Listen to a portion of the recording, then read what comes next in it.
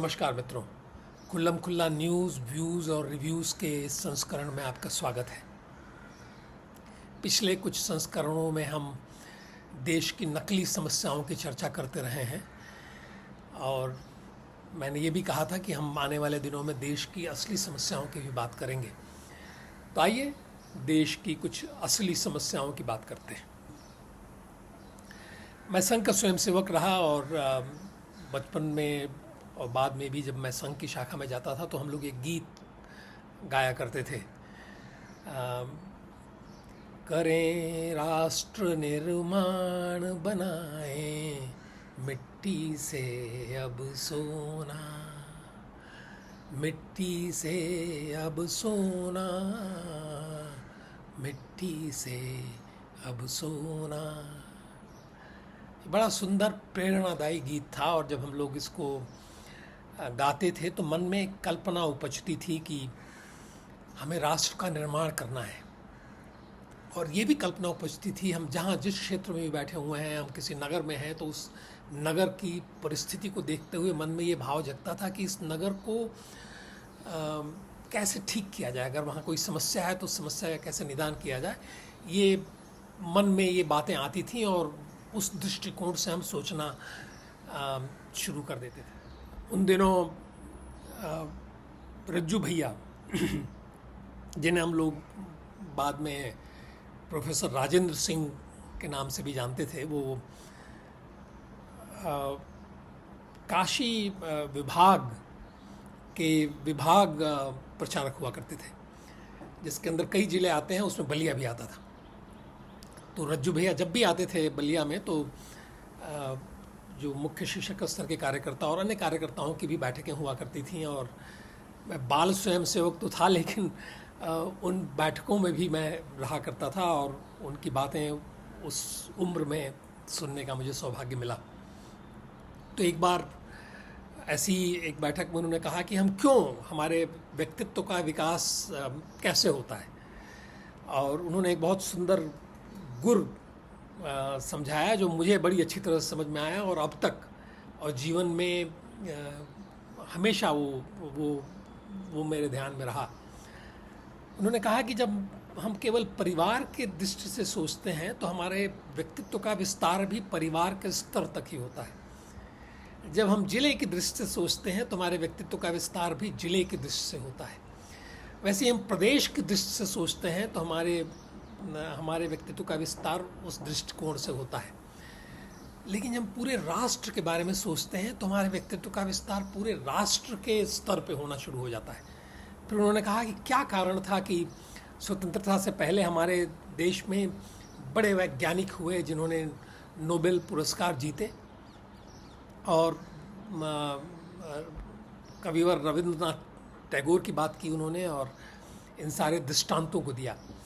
और ये बात, एक बाल स्वयंसेवक था मैं, कक्षा पंचम में सरस्वती शिशु मंदिर में पढ़ा करता था, लेकिन ये बात मेरे मन मस्तिष्क में बैठ गई, इसीलिए थोड़ा मेरा दृष्टिकोण विस्तारित हुआ। मैं जहाँ भी जिस परिस्थिति में भी रहा, चाहे वो मैं बलिया में था या बनारस में था, काशी हिंदू विश्वविद्यालय में पढ़ रहा था या इंटरमीडिएट कॉलेज का विद्यार्थी था वहाँ उदय प्रताप कॉलेज में, तो मेरा दृष्टिकोण विस्तारित रहा। मैं सोचता था, कल्पना करता था कि कैसे समस्याओं का समाधान किया जाए। मन में वो बातें आती रहती थी, लेकिन व्यक्ति थोड़ा सुस्ती भी रहती मन के अंदर। और एक दूसरी बात और भी रहती थी कि आप, इतनी समस्याएं थीं और इतनी भीषण समस्याएं थीं कि अगर आप उनको देखना शुरू करें तो आप तो जी न सकें। आप उनको देख के आपको लगता था कि इन समस्याओं का निदान कैसे होगा। अगर किसी नगर में हैं आप तो आपको लगता था कि इस नगर का विकास कैसे संभव है, क्योंकि आप देखते थे, समाज की स्थिति देखते थे, आप वहाँ प्रशासन की स्थिति देखते थे और आपको लगता था कि ये तो संभव ही नहीं है कि हम अपने आप को बदल सकें। तो कभी कभी आदमी अपनी आंख मूंद के चलने लगता था।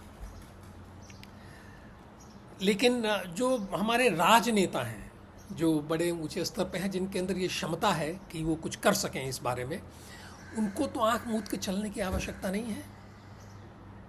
लेकिन वो भी जो हमारी देश की असली समस्याएं हैं, एक स्तर पे जाके वो भी अपनी आंखें मूंद लेते हैं। हमारे राजनेता प्रशासन को निर्देश तो दे देते हैं कि ये करो वो करो, निर्देश ही नहीं देते हैं, वो हजारों लाखों करोड़ के बजट का प्रावधान भी कर देते हैं, लेकिन ये वो देखते नहीं कि उस बजट का उपयोग या दुरुपयोग किस तरह से हो रहा है। प्रशासन के अंदर जिस तरह से धरातलीय स्तर पे जिस प्रकार का भ्रष्टाचार है वो नहीं देखते, वो जो निकम्मापन है वो उनको दिखाई नहीं पड़ता। और ये मेरे लिए आश्चर्य की बात है, और ये सबसे बड़ी समस्या है, प्रशासनिक निकम्मापन और धरातलीय भ्रष्टाचार, ये हमारे देश की सबसे बड़ी समस्या है। अब जहाँ भी, जिस मोहल्ले में भी रहते हो, जिस नगर में भी रहते हो, अगर आपके घर के सामने कोई सड़क बन रही है और बहुत ही गलत तरीके से वो सड़क बनाई जा रही है, उसके अंदर सोच विचार के एक योजना के तहत वहाँ का इंजीनियर अपना मन लगा के उस सड़क को नहीं बना रहा है, जो वहाँ काम करने वाले मजदूर हैं वो ठीक से काम नहीं कर रहे हैं, तो वो भी भ्रष्टाचार है। और अब तो ये स्पष्ट है कि वो भ्रष्टाचार है, क्योंकि हम देख रहे हैं कि यहाँ इंजीनियरों के घरों में लाखों करोड़ों की उनकी संपत्ति जो है वो पकड़ी जा रही है, अवैध संपत्ति पकड़ी जा रही है। कोई पता चला कि कोई इंजीनियर है उड़ीसा में, उनके 50-50 घर हैं और दुनिया भर की प्रॉपर्टी खरीद के बैठे हुए हैं, और हैं क्या साहब, तो जूनियर इंजीनियर हैं। तो ये लाखों करोड़ों लेके जो हमारे गडकरी जी या अन्य राजनेता जो हैं ले आके हम सब लोग सबको बांटते हैं कि ये सड़क बनाओ, ये करो वो करो, वो लाखों करोड़ों कहाँ से आता है? उस सबकी, हम सब का पैसा है। एक दिन मैं जो मजदूर काम कर रहा था ये सड़क बनाते हुए, मैंने उससे बात की, हमने कहा कि तुम समझते हो कि धनी लोग ये पैसा दे रहे हैं या सरकार ये पैसा दे रही है? तुम्हारी जेब से ये पैसा आ रहा है। जीएसटी का कलेक्शन बढ़ा हुआ है, क्यों बढ़ा हुआ है? उसके लिए तो हमें मोदी जी को धन्यवाद देना पड़ेगा। जो हमारी अर्थव्यवस्था दुगनी हो गई है उसका कारण बहुत लोगों की समझ में नहीं आता, और कुछ मूर्ख राजनेता जो बार बार नोटबंदी के ऊपर प्रश्न चिन्ह लगाते हैं उनकी भी समझ में नहीं आता।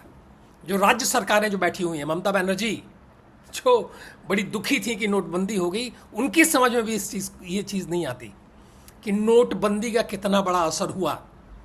देश की इकोनॉमी जो अचानक दोगुनी हो गई है, उसका कारण वो नोटबंदी थी। और ये मूर्ख, ये जो पप्पू है जो जीएसटी को गब्बर सिंह टैक्स कहता है, उसकी समझ में नहीं आता कि जीएसटी के कारण हमारे देश की अर्थव्यवस्था दुगनी हो गई। कैसे दुगनी हो गई? इस देश के अंदर एक समानांतर अर्थव्यवस्था चला करती थी। करीब करीब पूरी अर्थव्यवस्था का 50% हिस्सा वो समानांतर अर्थव्यवस्था थी, जो काले कारोबार की अर्थव्यवस्था थी, 2 नंबर की अर्थव्यवस्था थी, कैश की अर्थव्यवस्था थी। तो जब नोटबंदी हुई तो सारा कैश बैंकों में आया, और जब जीएसटी आई तो उसके अंदर उस अर्थव्यवस्था को ध्वस्त करने में बहुत आसानी हुई। ये पूरी तरह से ध्वस्त नहीं हुई है, कभी भी कुछ भी पूरी तरह से नहीं होने वाला, कहीं भी किसी भी देश के अंदर 100% भ्रष्टाचार रहित प्रशासन तो नहीं होने वाला है, हमें ये पता है, हम सब जानते हैं। हम जब स्वयं को जानते हैं तो हम ये भी जानते हैं कि हम पूरी तरह से स्वच्छ और सुसंस्कृत और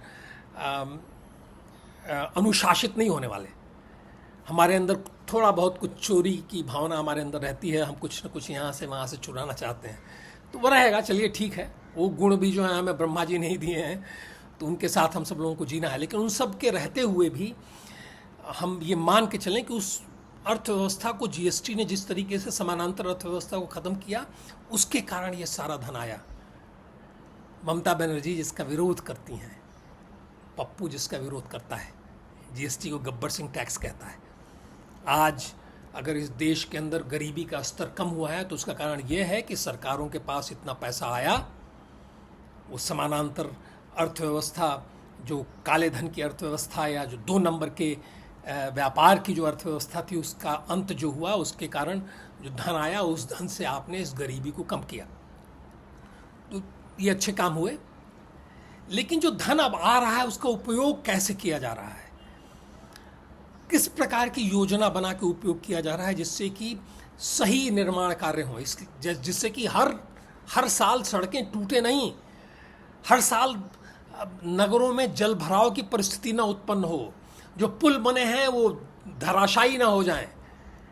ये महत्वपूर्ण है और इसको मोदी जी को इसके ऊपर ध्यान देने की आवश्यकता है। वो कहते हैं, एक उदाहरण देते हैं कि मैं जब किसी गिलास को देखता हूँ तो उसको लोग कहते हैं कि गिलास आधी है, मैं कहता हूँ कि नहीं, गिलास तो पूरी भरी हुई है, आधी जल से भरी हो सकती है, आधी हवा से भरी है। वो जो हवा से भरी होने वाला जो हिस्सा है गिलास का, वो प्रशासनिक निकम्मेपन और धरातलीय भ्रष्टाचार का हिस्सा है। ये बहुत बड़ी समस्या है इस देश की। हमारे लाखों करोड़ों, और जो अब जो है वो भ्रष्टाचार का पैसा तो उतना रहा नहीं, काला धन तो उतना रहा नहीं, तो अब जो पैसा सरकार के पास आ रहा है, जीएसटी के माध्यम से आ रहा है, अन्य टैक्सों की वजह से आ रहा है, वो पैसा गाढ़ी कमाई का, देश की जनता की गाढ़ी कमाई का पैसा है। उसको इस तरह पानी में नहीं बहाया जा सकता। इस राष्ट्र को एक स्वर्ग की तरह बनाना है।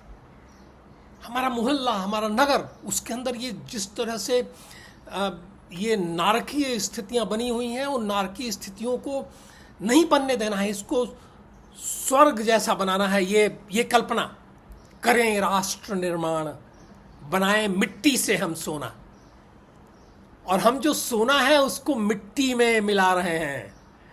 इस देश की जनता की गाढ़ी कमाई के पैसे को हम पानी में बहा रहे हैं। हर बरसात में पता चला कि बरसात आई और सड़कें गायब हो गईं, गड्ढे पड़ गए उनके अंदर, पुल टूट गए। ये कैसे हो रहा है? तो इस भ्रष्टाचार को कौन देखेगा? किसका उत्तरदायित्व है? हमारे ठेकेदारों को गर्व हो सकता है क्या कि उन्होंने कोई सड़क बनाई है, वो सड़क बहुत सुंदर बन गई है, उसके ऊपर कोई गर्व हो सकता है क्या? जो वहां काम करने वाले इंजीनियर हैं उनको गर्व हो सकता है क्या कि उनका नाम पट्टी उनकी लगा दी जाए वहां पे?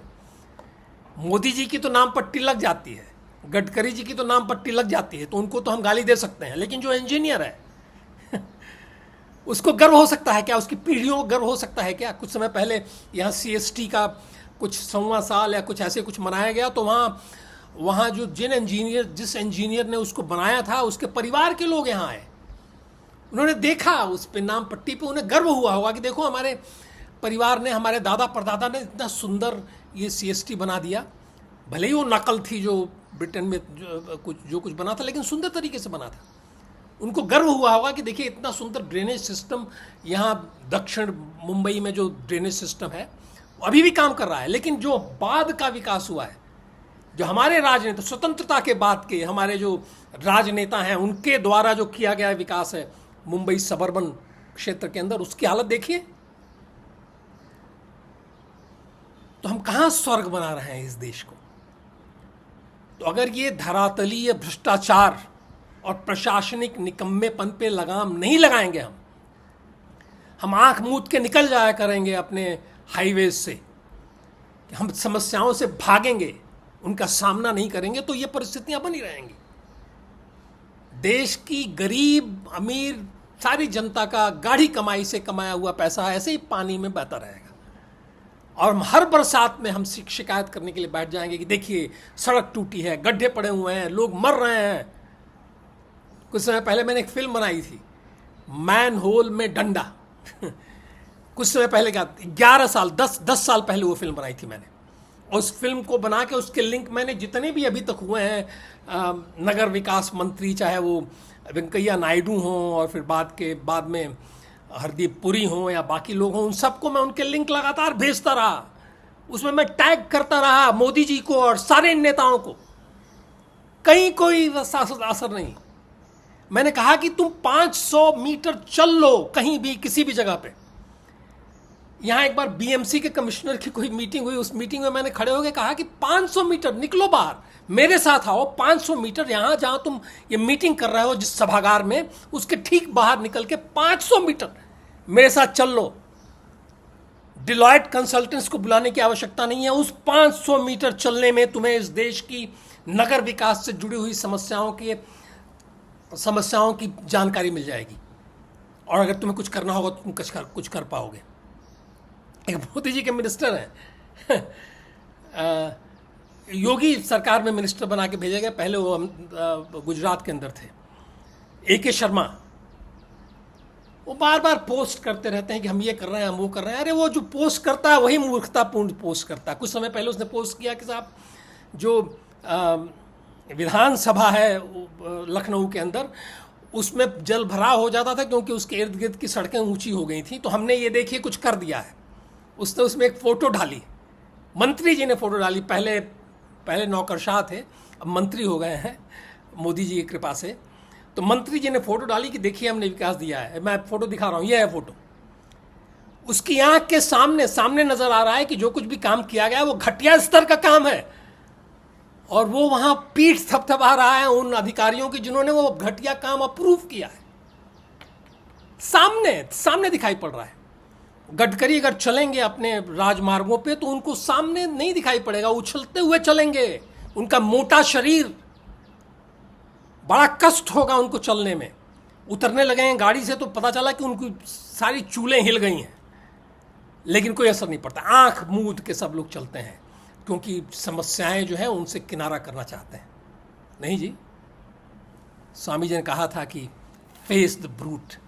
समस्याओं से मैं किनारा कर सकता हूँ अपने छोटे से घर के अंदर, उसे छोटा सजा के संवार के।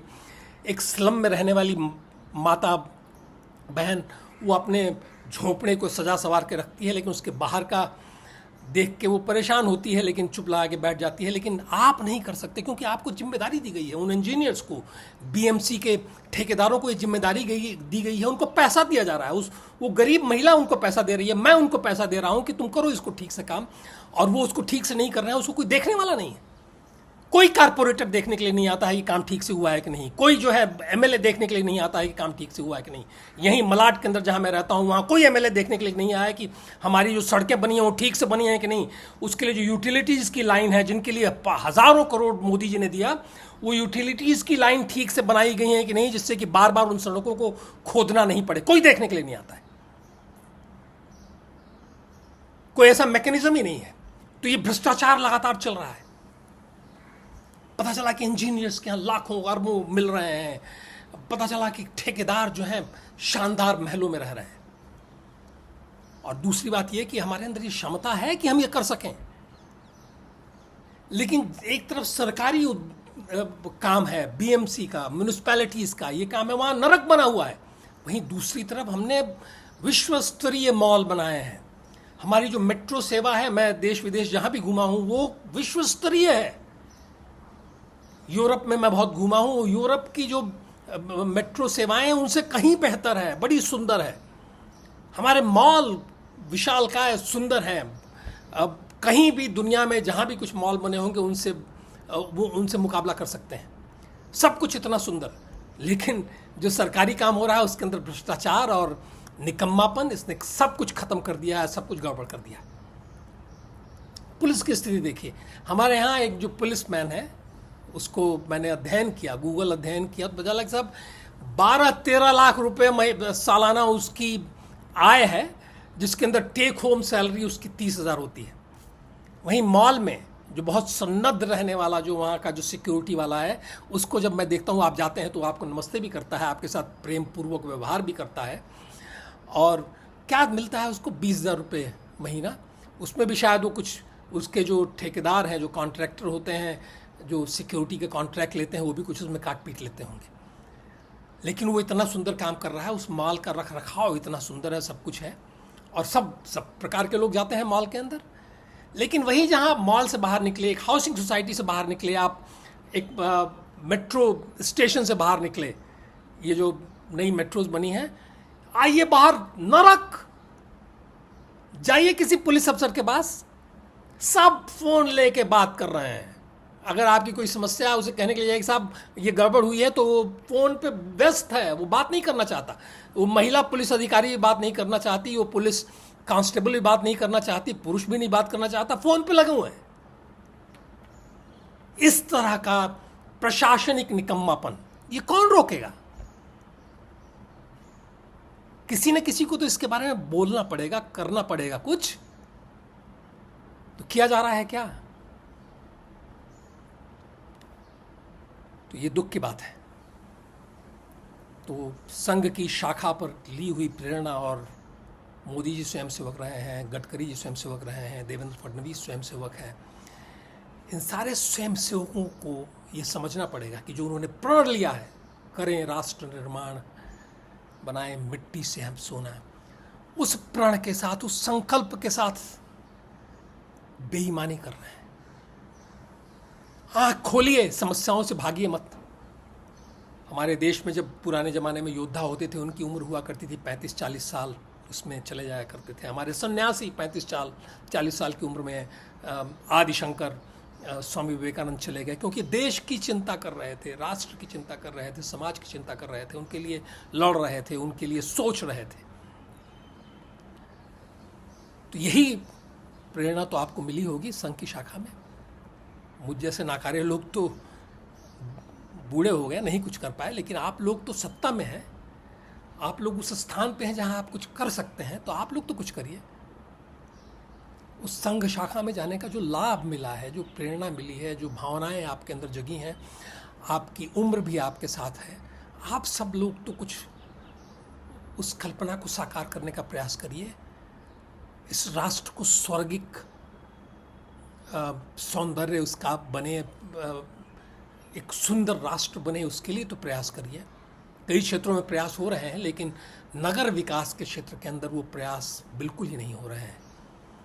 और यही कहना था, ये बहुत बड़ी समस्या है, देश की समस्या है। और आज बरसात का मौसम है, जिसको देखो इसकी बात कर रहा है, हर साल इसकी बात होती है, लेकिन कुछ किया नहीं जाता है। प्रधानमंत्री जी 15 अगस्त को अपना भाषण देंगे। अब आशा है कि इस विषय के ऊपर भी वो चर्चा करें, बात करें। आज बस इतना ही। नमस्कार, वंदे मातरम, जय श्री राम, भारत माता की जय।